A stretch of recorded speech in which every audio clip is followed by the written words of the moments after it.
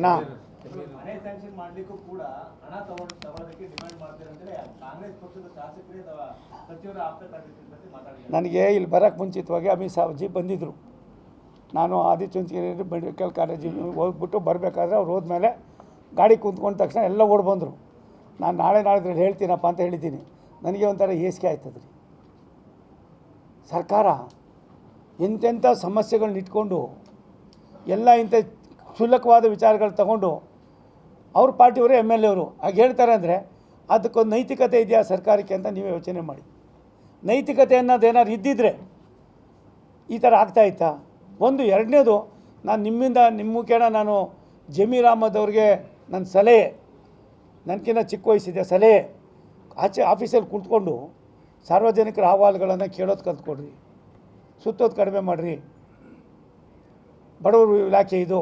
ಈ ಇಲಾಖೆಯಲ್ಲಿ ಸಾಕಷ್ಟು ನಾನು ಬೆಂಗಳೂರಿನ ಹೇಳ್ತಾರೆ ಏನೆಲ್ಲ ನಡೀತವೆ, ಅದಕ್ಕೊಂದು ದಿನ ಚರ್ಚೆ ಆಗಲಿ, ನಾನೇ ಬರಬೇಕು ಅಂತ ಇದ್ದೀನಿ. ನನ್ನ ಹತ್ರ ಎಲ್ಲವೂ ರೆಕಾರ್ಡ್ ಇಟ್ಟಿದ್ದೀನಿ. ಎಷ್ಟು ಲಕ್ಷ ಮನೆಗಳು ಕಟ್ಟಿದ್ದೀವಿ, ಏನೇನು ಮಾಡಿದ್ದೀವಿ, ತಮಗೂ ಗೊತ್ತಿದೆ ಯಾವ ರೀತಿ ನಡ್ಕೊಂಡಿದ್ದೀವಿ ಅಂತ. ಈ ಥರ ಅವ್ರಿಗೇನಾದರೂ ಅಲ್ಪ ಸ್ವಲ್ಪ ಅವ್ರಿಗೇನಾದರೂ ಗೌರವ ಅನ್ನೋದಿದ್ದರೆ, ಅವ್ರ ಪಾರ್ಟಿಯ ಒಬ್ಬರ ಜವಾಬ್ದಾರಿ ಸ್ಥಾನದಲ್ಲಿರ್ತಕ್ಕಂಥ ವ್ಯಕ್ತಿ ಹಂಗೆ ಹೇಳ್ತಾರೆ ಅಂದಾಗ ನಿಮ್ಮ ಭಾವನೆ ಏನಿದೆ, ನಿಮ್ಮ ನೈತಿಕತೆ ಏನಿದೆ ಅನ್ನೋದನ್ನ ಸಿದ್ದರಾಮಯ್ಯ ಸಾಹೇಬರು ಸ್ವಲ್ಪ ಚಿಂತನೆ ಮಾಡಿದ್ರೆ ಅವ್ರಿಗೂ ಸ್ವಲ್ಪ ಎಲ್ಲ ಒಂದು ಕಡೆ ಗೌರವ. ಇದು ನನ್ನ ಭಾಷೆಯಲ್ಲಿ ಹೋಗೋಕೆ ಹೋದರೆ ಎಲ್ಲೆಲ್ಲ ಹೋಗ್ತದೆ, ಹೋಗೋದ್ರಿಂದ ಅರ್ಥ ಆಗೋದಿಲ್ಲ, ಎಲ್ಲ ಬರ್ತದೆ ಭಾಷೆ, ಆಮೇಲೆ ಅದು ನಾಳೆ ಬರಿತೀರಿ, ನಾಳಿದ್ದು ಬೆಳಿಗ್ಗೆ ಮತ್ತೆ ಹೊಟ್ಟೋಯ್ತದದು. ಅದು ಆಗಬಾರ್ದು. ಇಂಥವು ಸಾಮಾನ್ಯರ ನೋವನ್ನು ಅರ್ಥ ಮಾಡಿಕೊಂಡು ಏನು ಇವತ್ತು BR ಪಾಟೀಲ್ ಸಾಹೇಬ್ರು ಹೇಳಿದ್ದಾರೆ, ನಾನು ಅವ್ರಿಗೆ ಅಭಿನಂದನೆ ಸಲ್ಲಿಸ್ತೀನಿ.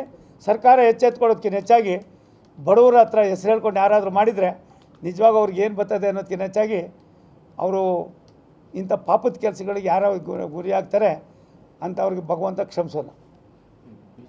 ಏನೋ ನಡ್ಕೊತದೆ ಸರ್, ಮೇಲ್ಗಡೆ ವರಿಷ್ಠ ದೊಡ್ಡವರು ಇದ್ದಾರೆ, ಬುದ್ಧಿವಂತರು ಇದ್ದಾರೆ, ಅವೆಲ್ಲ ನಡ್ಕೊತದೆ. ನಾನು ನಿಮ್ಗೆ ವಿಶ್ಲೇಷ ಮಾಡೋದು ಇಷ್ಟೇ. ಇವಾಗ ಹೇಳಿದ್ರಲ್ಲ, ಅದ್ಯಾವುದೋ ಸೈಟು ಪೈಟು ಹಾಳು ಮೂಡಿ ಸರ್ಕಾರ ಒಂದಾದ್ಮೇಲೆ ಒಂದು ಹಗರಣಗಳಿಗೆ ತಗೊಂಡು ಜನರನ್ನೆಲ್ಲ ಒಂದು ಕಡೆ ಡೈವರ್ಟ್ ಮಾಡ್ಕೊಂಡು 2 ವರ್ಷ 2 ತಿಂಗಳು ಕಳೆದೇ ಬಿಟ್ರು.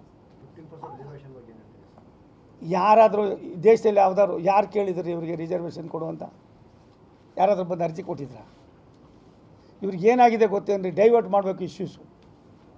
ಜನ ಎಲ್ಲಿ RCB ಏನಾಯಿತು, ಮತ್ತೊಂದು ಏನಾಯಿತು, ನಿಮ್ಮ ಪಾಪದ ಕೆಲಸ ಏನಾಯಿತು ಅಂತ ಕೇಳ್ತಾರೆ ಅನ್ನೋದು ತಿಳ್ಕೊಂಡು ಎಲ್ಲಿಂದ ಮಾಡ್ತೀರಿ? ಯಾವುದಾಯಿತು ನಿಮ್ಮದು? ಜಾತಿ ಗಣತಿ ಮಾಡಿದ್ರಿ, ಎಲ್ಲಿಗೋಯ್ತು? ತಿರ್ಗಾ ಇದು ಹಂಗೇನೆ. ಈ ದೇಶದಲ್ಲಿ ಯಾವುದೇ ಸರ್ಕಾರ ನನ್ನ 50 ವರ್ಷದ ರಾಜಕಾರಣದಲ್ಲಿ ಕ್ಯಾಬಿನೆಟ್ ತಗೊಳ್ಳೋ ಡಿಸಿಷನ್ನ ಪಕ್ಷದ ವರಿಷ್ಠ ಸಂದೇಶ ಕೊಡ್ತಾರೆ ನಿಮಗೆ, ನೀವು ಮತ್ತೆ ಮರೆಯು ಜಾತೀಕರಣ ಮಾಡಿ ಅಂತ. ಯಾರಾದರೂ ಕ್ಯಾಬಿನೆಟ್ ಮಾಡಬೇಕಾಗಿರ್ತ ಕೆಲಸ ಅದು